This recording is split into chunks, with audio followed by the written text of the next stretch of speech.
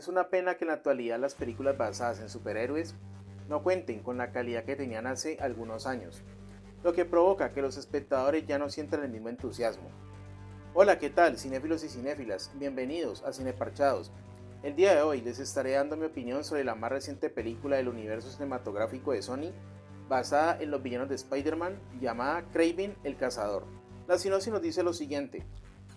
Kraven es un hombre cuya compleja relación con su despiadado padre Nikolai Kravinov lo lleva a emprender un camino de venganza con brutales consecuencias, motivándolo a convertirse no solo en el mejor cazador del mundo, sino también en uno de los más temidos.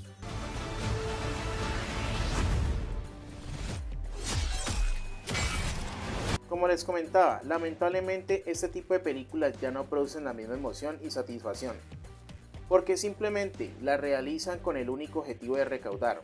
Y claro que eso no está mal, pero deberían considerar tener un mínimo de respeto por el espectador y por el arte, creando producciones de calidad. Y es que, aunque no tengas ninguna expectativa o no esperes nada de esta cinta, al final es una película hecha solo por hacer. La edición es pésima, con escenas recortadas y saltos de secuencias que transcurren una tras otra sin una verdadera lógica. Los personajes no están bien construidos y por ende no se encuentran bien desarrollados. Por otro lado, los efectos especiales son nefastos y más aún para una producción de 130 millones de dólares.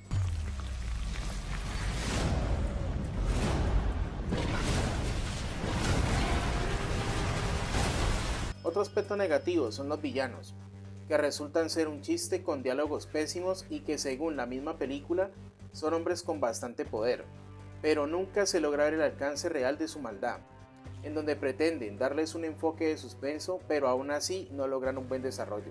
Y es que Sony, con su universo cinematográfico de villanos, pretendía ganar popularidad a partir del personaje de Spider-Man y ampliar su universo. Sin embargo, la fórmula no resulta, porque a la vez los alejan de este, haciéndolos perder identidad, ya que originalmente son villanos de Spider-Man, pero buscan darles un enfoque a antihéroes, aunque al final no lo logran, porque no existe una construcción coherente de estos personajes que logren sostener las películas, desaprovechando el potencial de estos personajes, ya que han creado un universo disperso, sin un verdadero hilo conductor que los conecte, ofreciendo producciones mediocres y sin sentido. Incluso si olvidamos que esta película es sobre superhéroes y la vemos como cualquier otro tipo de película, igualmente no funciona.